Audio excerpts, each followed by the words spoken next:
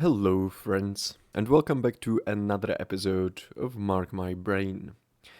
Today's episode will be a bit special, maybe a bit more intimate than the regular ones, because today we are going to talk about something very deeply human, and that is the feeling of being not good enough. And as always, we'll sort of go through some of the basics, lay some foundations for these thoughts. We'll take a look at some common roots and causes of this feeling. Where does it come from? We'll sprinkle in a bit of philosophy, um, where this feeling usually occurs.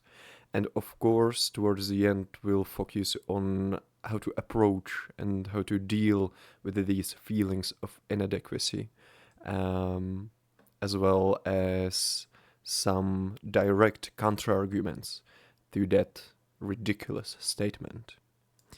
I think that almost everybody has at some point in their life felt like they are not good enough or not enough, whether it's not smart enough, not successful enough, not attractive enough, or not worthy enough of love and belonging. Uh, I'd say this feeling cuts across every demographic, every profession, and every stage of life. I've looked at some statistics, and apparently 70% of all people experience imposter syndrome at some points in their life. And moreover, inferiority complexes, characterized by constant feelings of this inadequacy, affect millions globally. And all this prevails and the feelings persist despite the objective success and external validation one can receive. So, as you would probably guess, it's a matter of subjective experience rather than objective reality. Inferiority complex and imposter syndrome are common manifestations of these feelings of being not enough. And inferiority complex, as defined by American Psychological Association, involves constant feelings of inadequacy or insecurity due to beliefs about being physically or mentally inferior to others, regardless of whether such beliefs are rationally based. This goes far beyond occasional self doubt, and it can become pervasive, or it can become sort of lens through which individuals view themselves and their place in the world. Imposter syndrome represents another critical manifestation of these feelings of being not good enough and is characterized by persistent feelings of fraudulence despite objective evidence of competence and achievement. And unlike the general self doubt or the inferiority complex, imposter syndrome specifically involves the fear of being found out as incompetent, with individuals attributing their successes to luck rather than ability, and this sort of creates a vicious cycle where achievements fail to internalize as evidence of competence, leaving the person perpetually anxious about their next exposure as someone incompetent.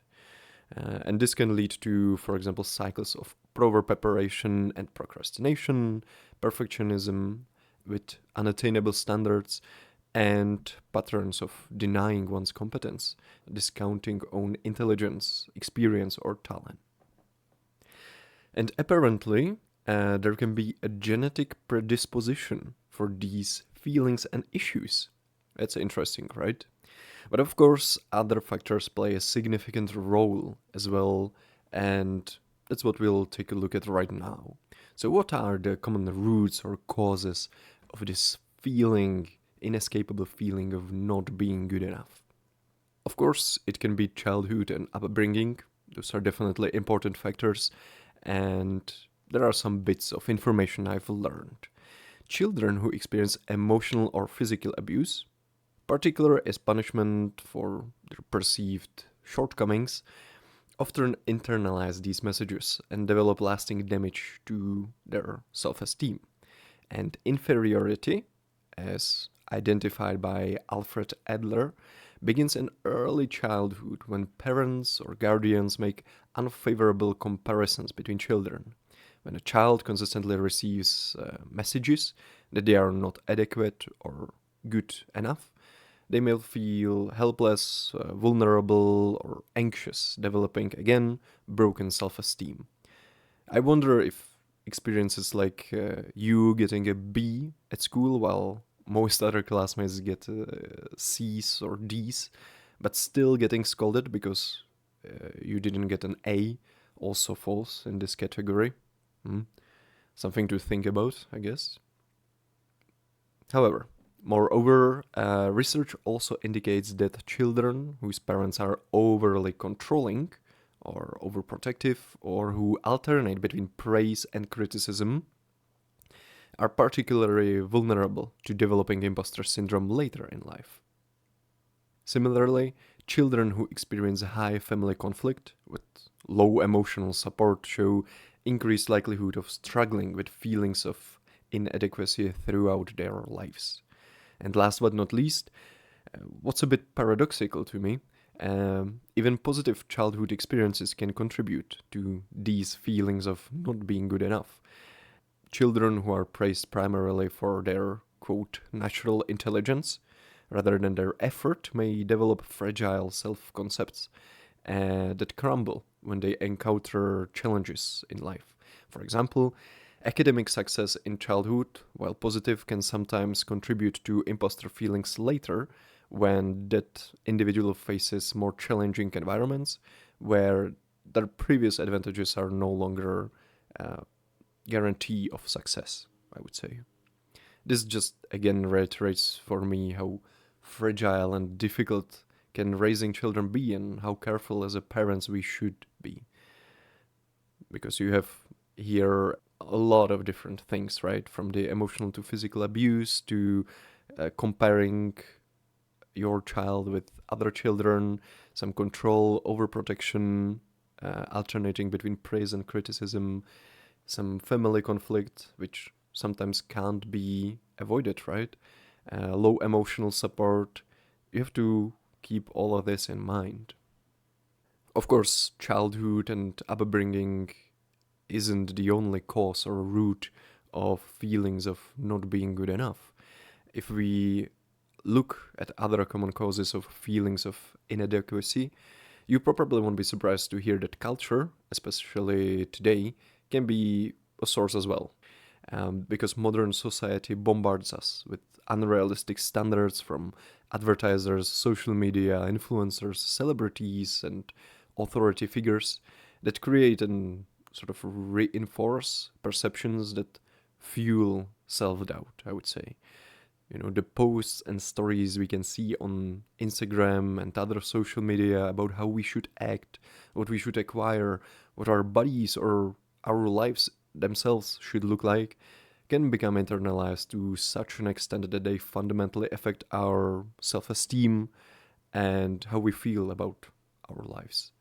And that's happening even if we objectively know that we shouldn't compare with others and take these things to heart. It still happens, right? Interestingly, social comparison theory explains how individuals with so low self-esteem tend to compare themselves more frequently with others, and specifically with the most successful people in their reference group. This creates an impossible standard, I would say, where no achievement feels sufficient because there's always someone who appears to be doing better. Here, I would like to add a quote: comparison is the thief of joy. I don't know who said it or if it's just a common saying, but it to me appears to be more true every day. At least in my own life, because I'm very susceptible to comparing myself with others.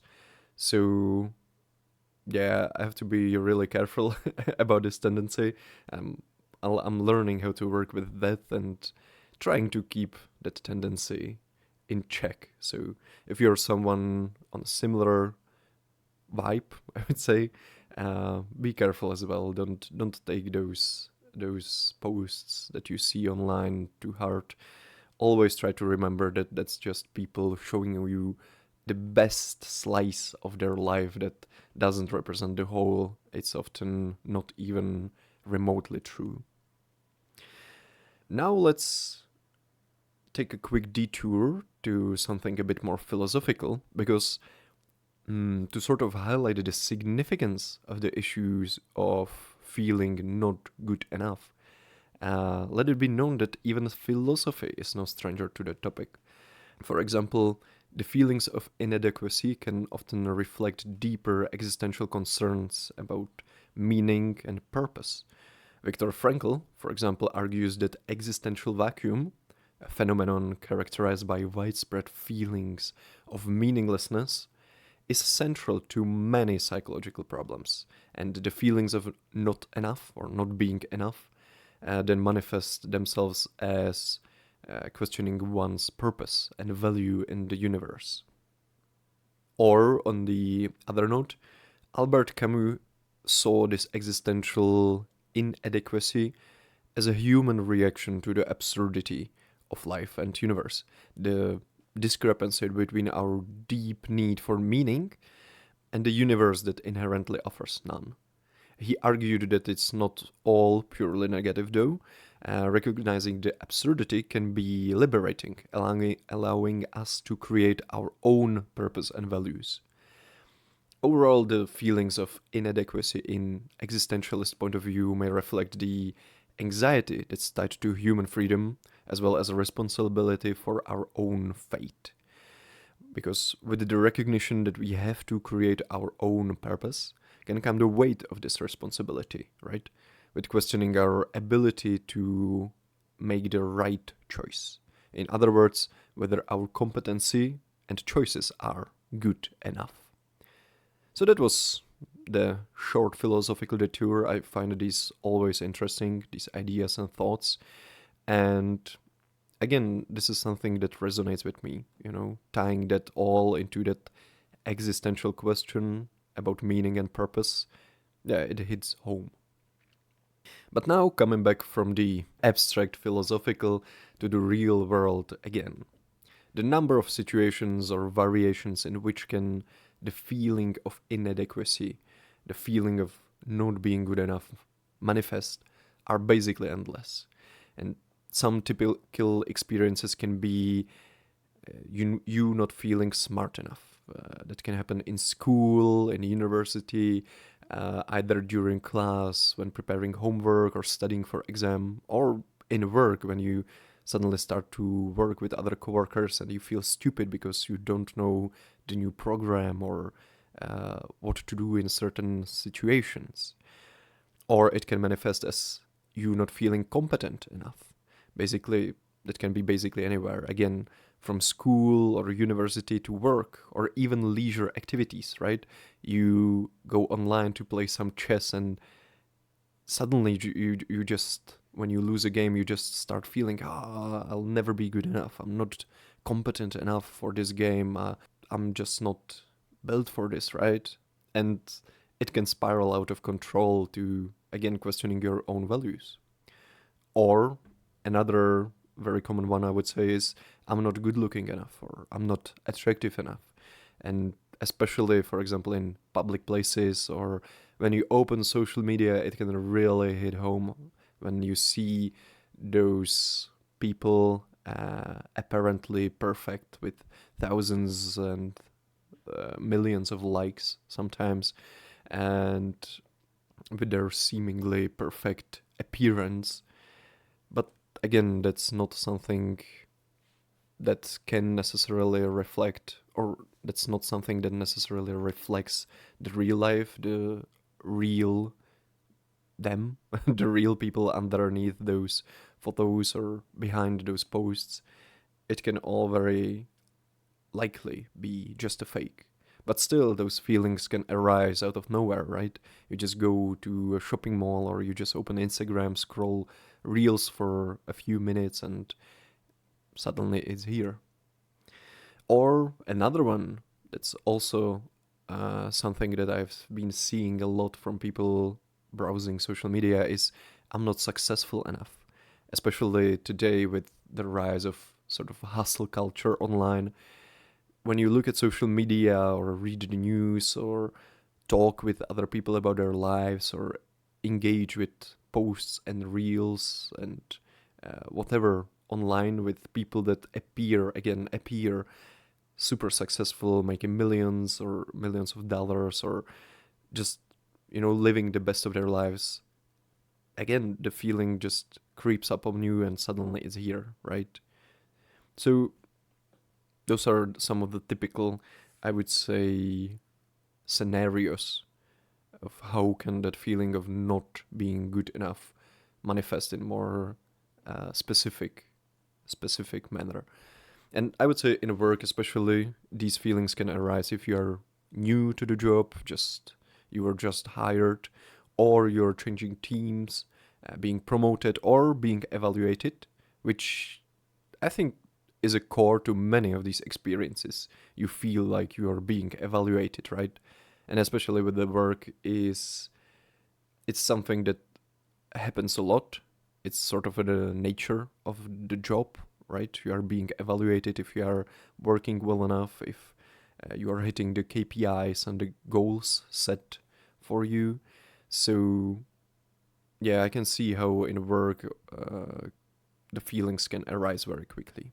But one experience that stands out to me, as I think, as well as many other people, is feeling not good enough, not worthy enough, or not lovable enough after a breakup.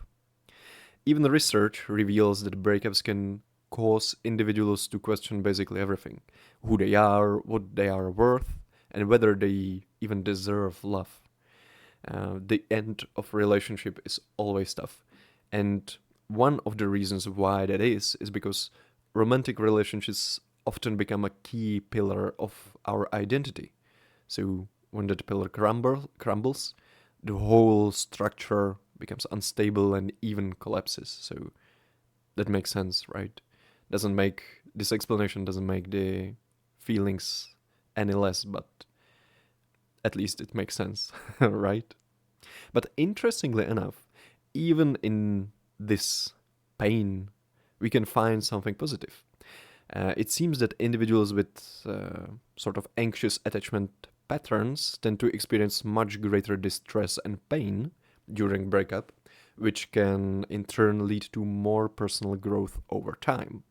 That's because the intensity of that experience and their emotions motivates deeper self reflection and maybe even tendency to countermeasure that pain of not being enough for someone with some objective marks of success.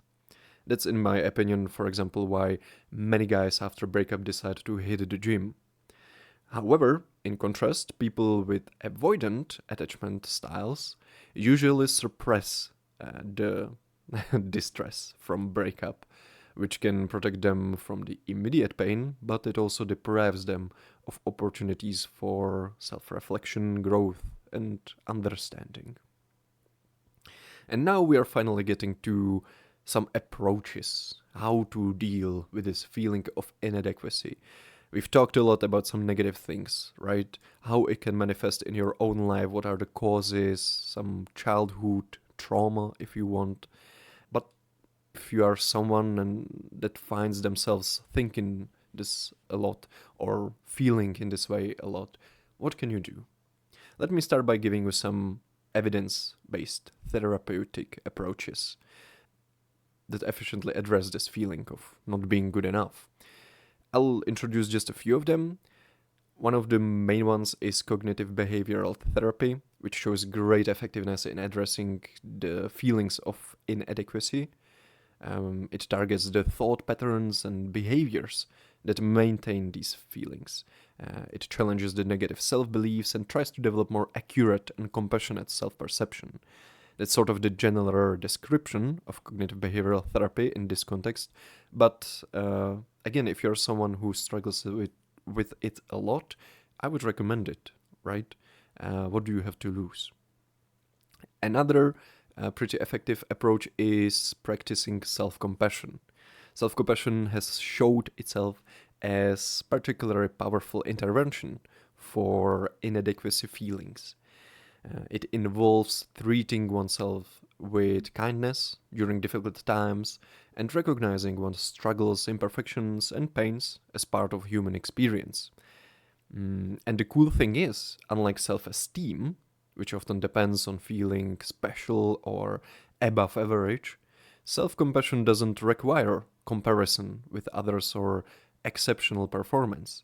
This can make it a more stable and accessible foundation for self worth, I think.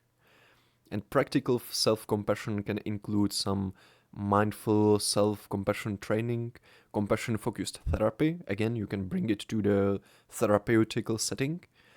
And also some simple practices like writing self compassionate, kind letters during your difficult times, or even everyday moments like stopping for a while and checking if you are treating yourself with respect and kindness that you deserve. Actively saying something genuinely nice to yourself and learning to congratulate yourself for your effort and making a habit out of these little things and behaviors, and vowing them into your life.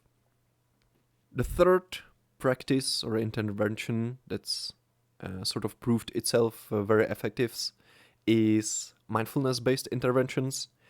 Mindfulness practices work by changing one's relationship with their thoughts and emotions rather than just trying to eliminate them.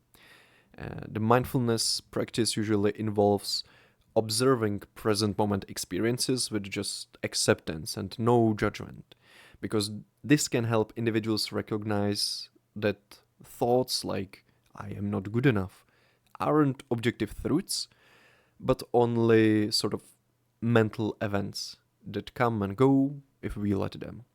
And journaling, for example, is a great way to start working on mindfulness because you can recognize patterns, recurring thoughts, or self criticism.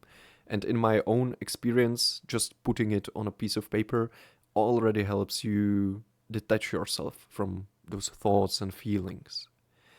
Mindfulness often goes hand in hand with self compassion. Apparently, as individuals learn to observe their self critical thoughts without judgment, they often spontaneously develop more compassionate responses to their struggles and imperfections. So you can see how it all can work together, right? And practically speaking, I think it will be a lot about bringing the mechanisms that happen in you unconsciously, automatically, to the front of attention and actively trying to rework them. The way I see it is a part of you has learned to behave or react in this way, in this certain way, for whatever reason, right? And now you have to spend some effort to relearn those reactions and patterns of behavior. Some specific cliff notes to bring this practicality into your own life can be: clarify to yourself your core values and try to evaluate your experiences and behavior based on those, not how others saw you, how you made others feel, but based on your internal values. Practice recognizing when you are seeking external validation and gently redirect your attention again to your internal measures of worth. And as mentioned, develop a habit of celebrating small effort or big effort, really, and growth rather than only outcomes. Build competence in areas you genuinely want to grow in. Having skills and capabilities can provide a stable foundation for self confidence, I would say. And as Ryan Holiday, for those of you who know him, puts it, belief in yourself is overrated. Generate evidence. So, this is something you can tie into it, right? Building a valuable skill set or some competencies that you can sort of lean on. Develop awareness to your inner critic. Practice mindfulness and then self compassion, like we talked about a minute ago. Treat yourself as you would treat a good friend. And that's a great advice, in my opinion, because, for example, I have started writing my journal in second person and in this manner, like I am giving advice to a good friend, and it really changed the dynamic and helped me in certain situations a lot. So feel free to try it as well. Moreover, during especially difficult periods, practice writing yourself the kind and compassionate letter, acknowledging your struggles and offering love and encouragement, as we talked about. And last but not least, try developing a sense of purpose and meaning in your life, because that can help as well. And if you are struggling with that, perhaps my previous episode about pursuing happiness in life can help you there. Check it out. And these all are often small and very quick ways you can systematically start fighting against that part of you that keep saying you are not good enough. And slowly but surely, you will convince them that you are, either by building evidence, by changing the thought patterns in yourself, the behaviors, or just building some new foundations for that self-worth.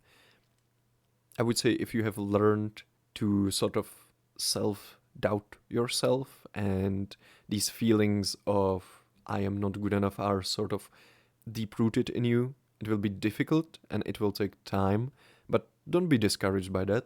Think about it as building another habit, right? When you have some bad habit that you want to get rid of and replace it with something better, it also takes a lot of effort and a lot of time. And it's no different with mental habits, right? Like this one, for example. So, sending you strength on that journey. And now, for the final part of this episode, I have prepared a fairly extensive list of direct counter arguments to that statement. I am not good enough, or you are not good enough. And if you allow me for a minute, I will try to be that kind and encouraging voice that perhaps have been sort of quieted down in yourself. So consider this. You are a being forged from stardust that traveled millions of light years across the cosmos, through supernovas and stellar death, through the formation of planets and the emergence of life itself, all culminating in the miraculous improbability of your existence. The calcium in your bones, the iron in your blood, the carbon in your DNA, all of it was created in the heart of dying stars. And that's a fact. You can check it. You are literally made of the universe contemplating itself. How could something so cosmically rare and magnificent ever be not enough? And by the way, did you know that your brain contains approximately 86 billion neurons, each capable of forming thousands of connections with other neurons, creating a network of staggering complexity that makes the internet look primitive by comparison? This 1.4 kilo organ in your skull is the most complex structure we know of in the universe, capable of consciousness, creativity, understanding, and most importantly, love. And speaking of love, you yourself are capable of love, which means you possess one of the most powerful and valuable forces in the universe.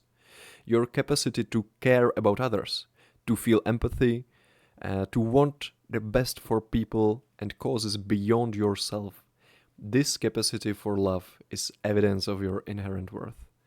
Beings without value cannot create value, and yet you create value every time you love someone or something. Consider that if you can recognize goodness, beauty, and worth in others, you must possess these qualities yourself. You cannot give what you don't have, and you cannot recognize what you don't understand. Just your ability to appreciate the worth of others is proof that worth exists within you as well. And what's more, in the entire history of the human species, roughly 300,000 years and billions of individuals, there has never been anyone exactly like you, and there never will be again. You possess a perspective on reality that no one else has ever had or ever will have. Your particular way of understanding the world, the connections you make between ideas, the insights you have, the perspective, and the solutions you might discover are yours alone. The universe has invested billions of years in creating the unique consciousness that is you. Can you see how every problem you've solved, every person you've helped, every moment of beauty you've appreciated, every small kindness you've shown, that these contributions matter in ways you may never fully understand and that have value beyond measure? The butterfly effect suggests that small actions can have enormous consequences across time and space. So, your existence creates ripples that extend far beyond your awareness. And you have already contributed to the world more than you realize. With every smile you shared, every conversation that you brought someone comfort, every time you've listened when someone needed to be heard, your existence has prevented countless small tragedies and created countless small or big joys. And these contributions don't need to be celebrated or even recognized to be valuable in themselves. And have you stopped and thought about the fact that the statement, "you are not good enough," contains a fundamental logical flaw? It assumes that human worth, your worth, is static and based on current abilities or achievements. But you are not a fixed and static entity. You are a dynamic, growing, evolving consciousness with unlimited potential. You are always becoming, always improving, and gaining new experience. Even just the fact that you recognize areas for improvement is evidence of your wisdom, self-awareness, and reflection. Your ability to see where you might grow or improve is not evidence of inadequacy. Let me say that again. Your ability to see where you might grow or improve is not evidence of inadequacy. It's evidence of consciousness, wisdom, and potential. And this isn't the only logical flaw in the design of that original thought, the statement, "you are not good enough." It implies the existence of some standard of enoughness that you are failing to meet. But what is this standard, and who has the authority to establish it? If the standard is perfection, then literally every human being who has ever lived has been not enough, making that statement basically meaningless. And consider this: if you wouldn't tell a child you are not good enough simply for being a child, if you wouldn't tell an elderly person they are worthless because they can't do what they once could, if you wouldn't tell someone with a disability that they lack value, then why would you apply such a harsh standard to yourself?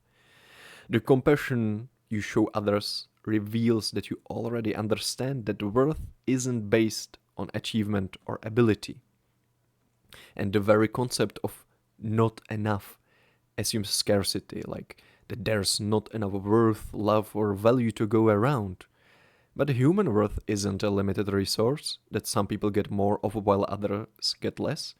Worth is infinite and unconditional, available to every conscious being simply by virtue of their existence. And you in your core know this. Allow this concept to extend even to yourself.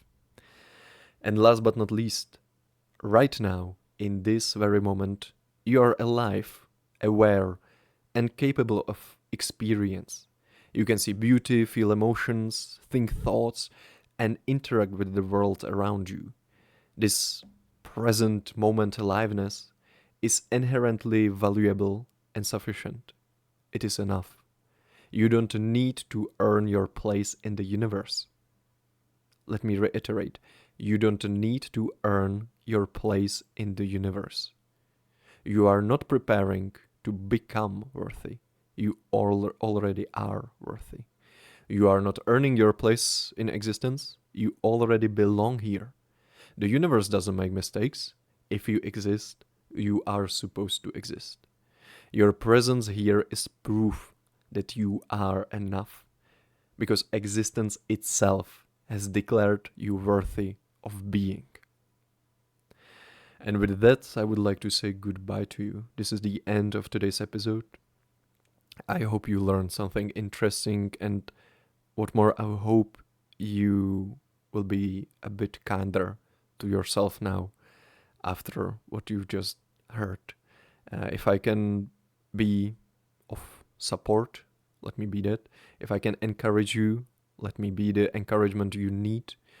And if you have any thoughts to share about this topic, I would be glad to hear it. And for now, take care of yourself and good luck. And hear you soon. Bye.